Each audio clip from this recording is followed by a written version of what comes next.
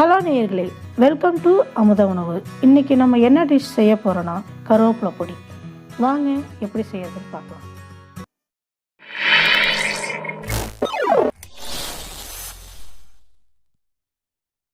இப்போ கருவேப்பிலை பொடிக்கு தேவையான பொருளை ஒன்று ஒன்றா வறுத்து எடுத்துக்குவோம்.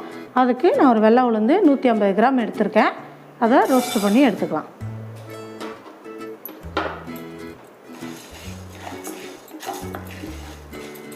இது ரோஸ்ட் பண்ணுறதுக்கு ஒரு 10 நிமிஷமாவது ஆகும். இப்போ பொன்னிறமாக வர வரைக்கும் நம்ம இதை வறுத்து எடுத்துக்கலாம். இப்போ நல்லா செவக்க ஆரம்பிச்சிருச்சு. இன்னும் 2 நிமிஷத்தில் நம்ம இதை எடுத்துடலாம்.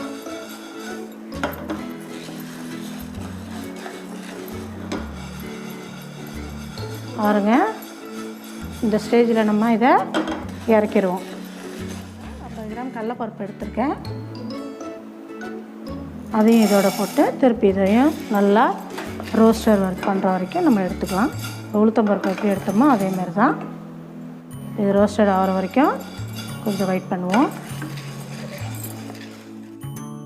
பாருங்கள், இப்போ நல்லா கோல்டன் ப்ரௌனாக வந்துச்சு. 50 கிராம் எள்ளு எடுத்திருக்கேன்.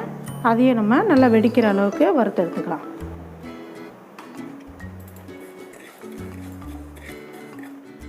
எள்ளு நல்லா வெடித்து ரெடி ஆகிடுச்சு. இதை வேறு பவுலுக்கு மாற்றிடலாம்.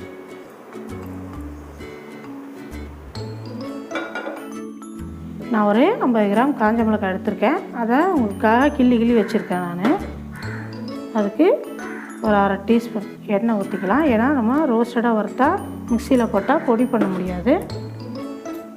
இப்போ இதை போட்டுடலாம்.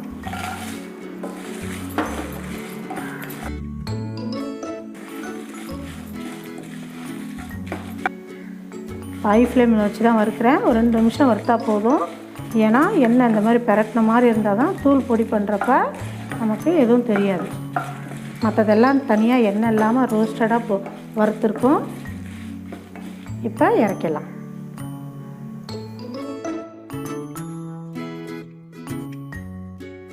இப்போ கருவேப்பிலை பொடிக்கு தேவையான கருவேப்பிலை நமக்கு ரெடி ஆகிடுச்சு. இதை நான் ஒரு 10 ரூபாய்க்கு கடையில் கேட்டிங்கனாலே கொடுப்பாங்க. ஒரு 2 கைப்பிடி அளவுக்கு இந்த கருவேப்பிலையை உருவி நம்ம வீட்டிலே ஒரு தட்டில் போட்டு வச்சோம்னா இந்த மாதிரி ட்ரையாக நமக்கு தேவையான இந்த பச்சை கலரில் இந்த கருவேப்பிலை நமக்கு கிடச்சிரும். அப்போ தான் பொடி பண்ணிங்கன்னா இந்த பச்சை கலர் நமக்கு கிடைக்கும். பாருங்கள், கலரும் மாறாமல் நம்ம அழகாக காஞ்ச கருவேப்பிலை கிடச்சிருச்சு. இப்போ இதுக்கு தேவையானது ஒரு 7 ஜாமான் தான். கருவேப்பிலை, உளுத்தம்பருப்பு, கடலைப்பருப்பு, எள்ளு, காஞ்ச மிளகாய், பூண்டு, பெருங்காயம், தேவையான அளவுக்கு உப்பு. இப்போ நம்ம கருவேப்பிலையை பொடி பண்ணிக்கலாம்.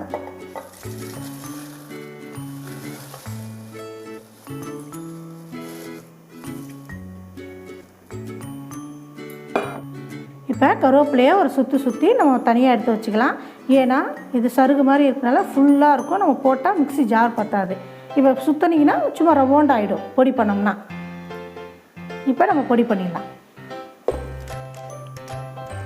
இப்போ பாருங்க, ஜார் நிறையா இருந்துச்சு.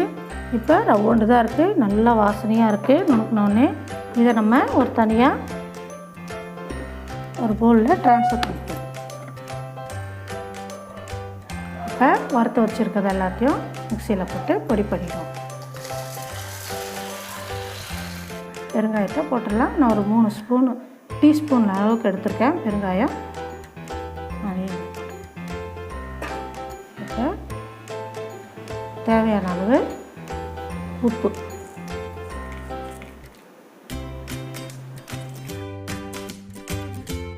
இப்போ அரைச்சிடலாம். இப்போ பாருங்க, நல்லா நெருன்னு இருக்குது. இந்த நேரத்தில் நம்ம கருவேப்பிலை ஆட் பண்ணிடுவோம்.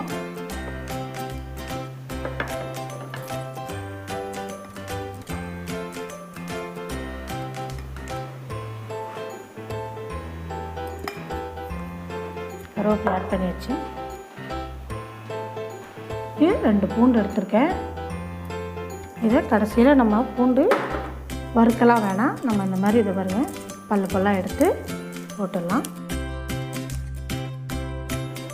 இப்போ நம்ம போட்டு மூடி போட்டு அரைச்சிடலாம். பாருங்க நல்லா அரைச்சிடுச்சு. இந்த மாதிரி நெருன்னு இருக்கணும். அப்போ தான் நம்ம சாப்பாட்டில் போட்டு நெய் போட்டு சாப்பிட்டாலும் நல்லாயிருக்கும். இட்லி பொடிக்கு தோசைக்கெலாம் நம்ம எண்ணெய் ஊற்றி நல்லா சாப்பிட்லாம். குழந்தைங்களும் நல்லா சாப்பிடும். இப்போ இது சூடாக இருக்குது. நம்ம தட்டில் இதை கொட்டிடலாம். இப்போ நம்ம கருவேப்பிலை பொடி தயாராகிடுச்சு. இப்போ நம்ம குழம்புலலாம் எல்லாம் தாளித்தோம்னா எனக்கு கருவேப்பிலை பொறுக்கி எடுத்து வச்சுட்டு தான் சாப்பிடுவோம். இப்போ பாருங்கள், பிள்ளைங்களுக்கு பிடிச்ச மாதிரி நம்ம கருவேப்பிலை பொடி ரெடி பண்ணிட்டோம். இப்போ இது முட்டை தோசை ஊற்றி மேலே தூவி கொடுத்தாலும் நல்லாயிருக்கும். பொடி இட்லி செஞ்சு கொடுத்தாலும் நல்லாயிருக்கும். இப்போ உள்ள பிள்ளைங்களுக்கெல்லாம் வெள்ள முடியாக வருது. இப்போ இதை நம்ம டெய்லி செஞ்சு கொடுத்தோன்னு சொன்னோம்னா நிற முடியல நல்லா கருகருன்னு முடி வளர ஆரம்பிச்சிடும். இந்த கருவேப்பிலையை ஜூஸ் போட்டு கொடுக்கலாம். நம்ம இட்லி பொடியில் நல்லா தொட்டு சாப்பிட்லாம். இது இரும்பு சத்து, கால்சியம் சத்து ஜாஸ்தி. ஜூஸ் போட்டு நல்லா குடிக்கலாம். இந்த ஜூஸை பற்றி நான் அடுத்த வீடியோவில் சொல்கிறேன். வீடியோ பிடிச்சிருந்துச்சின்னா கண்டிப்பாக வீட்டில் ட்ரை பண்ணி பாருங்கள். வீடியோ பிடிச்சிருந்துச்சின்னா லைக் பண்ணுங்கள், ஷேர் பண்ணுங்கள், நிறைய குறை இருந்தால் கமெண்ட் பண்ணுங்கள். மறக்காமல் சப்ஸ்கிரைப் பண்ணுங்கள், பெல் பட்டனை அழுத்திடுங்க. அடுத்த வீடியோவில் பார்க்கலாம். நன்றி.